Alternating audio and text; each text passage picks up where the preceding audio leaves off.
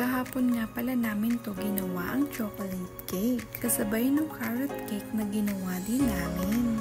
At kung matatandaan nyo, nakagawa na rin pala kami dati ng chocolate cake. Ang pinagkaiba nga lang ng chocolate cake namin ngayon ay hugis puso naman siya. Noong nakaraan kasi ay hugis bilog naman yung nagawa namin. At dahil nga chocolate lover ang mga tao dito sa amin, ay gumawa ulit kami ng chocolate cake. O diba?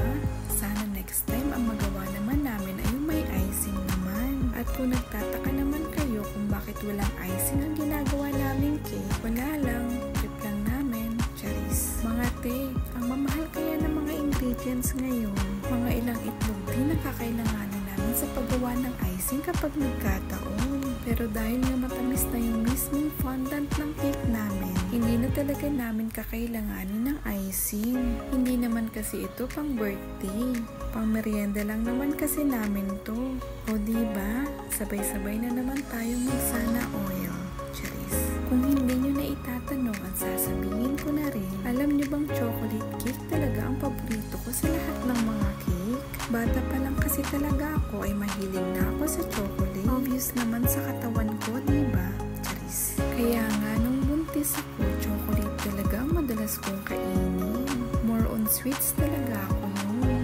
Buti na nga lang at hindi naman ako nagka-diabetes. Ba naman ang hirap kasi mag-control ng pagkain kapag kabuntis ka. Kaya pati tuloy yung panganay kong anak ay nahawa na sa akin. Sobrang hilig niya din kasi sa mga matatamis na pagkain. Nag-iisip pa nga kami kung ano pa yung pwede namin na i-bake. Siyempre yung pasok lang din naman sa budget namin at pumerienda lang din naman to. Alam niyo bang halos ngayon na lang din kami ulit nakapag-bake?